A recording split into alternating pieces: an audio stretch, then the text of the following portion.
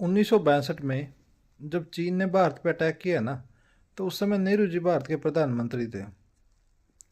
तो उस समय क्योंकि नेहरू जी ने ना मतलब जो हथियार थे, हथियार या मिसाइल वगैरह, उसकी तरफ ध्यान नहीं दिया था। नेहरू जी को ये लगता था भारत का मतलब भारत का कोई खास किसी से युद्ध नहीं होना, या किसी देश ने मतलब भारत पे अटैक करना ही नहीं है। और भारत की तो शुरू से पॉलिसी रही है, भारत ने तो कभी किसी पे अटैक किया ही नहीं। तो नेहरू जी एक इस मतलब बड़े खेमे रह गए या कन्फ्यूजन में थे कि भारत को हथियारों की ज़रूरत नहीं है। बट 1962 में चीन ने भारत पर अटैक कर दिया, और मतलब भारत की काफ़ी मतलब बड़ा एरिया, भूमि थी जो, वो चीन के कब्जे में चली गई। चीन ने अपने मतलब एक तरफा ही बाद में युद्ध विराम कर दिया। बट युद्ध विराम से पहले ही उसने काफ़ी एरिया मतलब अपने कब्जे में ले लिया था, जो उसने आज तक नहीं लौटाया वापस भारत को। भारत उससे बार बार मांगता रहता है, भारत अपना क्लेम करता है उस भूमि पर, क्योंकि वो भारत की भूमि थी। 1962 में क्योंकि भारत युद्ध के लिए तैयार नहीं था, तो हथियार वगैरह नहीं थे, मिलिट्री को उतनी ट्रेनिंग नहीं थी, मिलिट्री मॉडर्नाइजेशन तो किया ही नहीं था। तो नेहरू जी क्योंकि उस समय नॉन अलाइनमेंट की पॉलिसी बचल रहे थे, और गांधी के नॉन वायलेंस का भी प्रभाव था उनके दिमाग पर। तो 1962 में जो भारत की स्थिति हुई ना, उसके बाद 1965 में 2-3 साल के बाद मतलब पाकिस्तान ने अटैक कर दिया। पाकिस्तान ने सोचा चीन ने तो इतनी मतलब भारत पे इतना मतलब कमांड कर लिया, इतनी भूमि पे भारत की कब्जा कर लिया, तो हम भी आसानी से भारत को हरा देंगे। बट वो बड़े खेमत है एक, तो भारत ने कर दिया काम उसका। तो 1971 में भी ऐसे ही है, पाकिस्तान ने सोचा कि नहीं कोई बात नहीं, पिछले बार तो कुछ चूक हो गई हमसे, तो अब की बार तो हम कर देंगे काम। बट 1971 में उसने अपना ही काम करवा लिया, मतलब दो टुकड़े करवा लिए।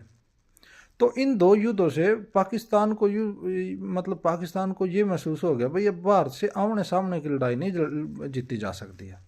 आमने सामने की लड़ाई में हमारा नुकसान हुआ, क्योंकि 1965 के युद्ध में भारत लाहौर तक पहुंच गया था। 71 में तो उसका ये ढाका वाला जो एरिया है, इसको बांग्लादेश ही बना दिया था। तो उसने ये मान लिया भाई ये आमने सामने की लड़ाई में अपना नुकसान हुआ। तो उसने ना मतलब 1989 में मतलब 1988 के बाद एक एगोसित युद्ध शुरू कर दिया इंडिया के खिलाफ, इनडायरेक्ट वार। मतलब इनडायरेक्ट और डायरेक्ट तो उसकी जैसे थोड़ा बहुत चलो उधर से मतलब थोड़ी बहुत ही गोली गाड़ी चल जा कर रहती, पाकिस्तान आर्मी चला देती थी, पर उसका तो लिमिटेड ही असर रहता था। तो उसने ना मतलब टेररिस्ट भेजने शुरू कर दिए इंडिया में, और मतलब आतंकवादियों को ट्रेनिंग देना शुरू कर दिया उसने। कुछ इंडियन थे, कुछ मतलब पाकिस्तान के ही थे। तो कश्मीर में मेनली तीन मतलब टेररिस्ट ऑर्गेनाइजेशन है, आतंकवादी संगठन है, जो पूरे कश्मीर में मतलब मतलब आतंकवादियों को पाकिस्तान से ट्रेंड करके भेजते हैं, जिनके पीओके पाकिस्तान ऑक्युपाइड कश्मीर, वो पाकिस्तान का वो रीजन जो 1947 में पाकिस्तान के पास चला गया था, क्योंकि नेहरू जी ना माउंट बेटन के कहने पर यूएनओ चले गए थे, संयुक्त राष्ट्र संघ में चले गए थे, सिक्योरिटी काउंसिल में। तो वहाँ वो सिक्योरिटी काउंसिल, वहाँ संयुक्त राष्ट्र ने सबसे पहले क्या भाई, जहाँ जहाँ आप हो वहीं आप रुक जाओ, सबसे पहला शांति स्थापित करो, युद्ध को ख़त्म करो। तो नेहरू जी ने वहाँ मतलब 1 फरवरी 1948 को चले गए थे। तो उसके बाद युद्ध विराम करना पड़ा भारत ने, क्योंकि भारत यूएनओ में गया था पहले बार।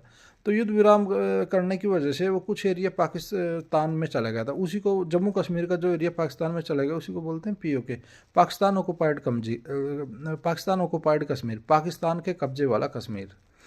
तो उस एरिया में इन्होंने जो आतंकवादियों के ट्रेनिंग कैंप है वहाँ मतलब ट्रेनिंग वगैरह होती है।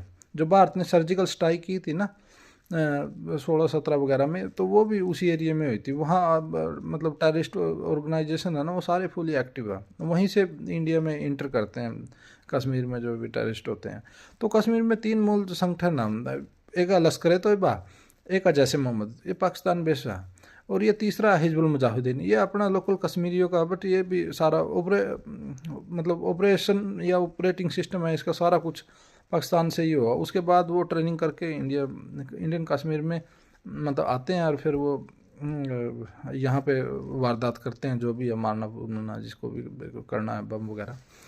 तो जो पाकिस्तान ने 89 के बाद मतलब इंडिया अघोषित युद्ध शुरू किया जो आज तक चल रहा है। आप सुनते हो भाई 4 मर गए, 3 मर गए, वहाँ बम फेंक दिया, वहाँ गोली मार दी 5 लोगों का। तो ये सारा 1900 मतलब ये 1990 के बाद शुरू हुआ। उसी समय कश्मीर से कश्मीरी पंडितों का पलायन शुरू हुआ था। तो पाकिस्तान को ये महसूस हो गया था भाई ये डायरेक्ट नहीं इनडायरेक्ट करो। आप इनडायरेक्ट में धीरे धीरे आप नुकसान मतलब करो इंडिया का, और इंडिया कभी ना कभी कश्मीर पे समझौता करने के लिए तैयार हो जाएगा। और कश्मीर का कुछ एरिया मतलब हो सकता है बाद में कोई ऐसी पॉलिटिकल लीडरशिप आए कि वो कश्मीर पे कोई समझौता करे जो पाकिस्तान के फेवर में हो। तो ये सोच के उसने अघोषित वार शुरू कर रखा है जो आज तक चल रहा है, इनडायरेक्ट वार। क्योंकि डायरेक्ट में उसको पता लग गया 1999 में, फिर उसको एक बार और आभास हो गया भाई कोई फ़ायदा नहीं है इसको लड़ने में, ये तो ठीक है इनडायरेक्ट ही आप करते रहो अपना, बस उसी से अपना नुकसान पहुँचाओ, कभी ना कभी शायद हो सका आपके फेवर में आ जाए सारी चीज़ें।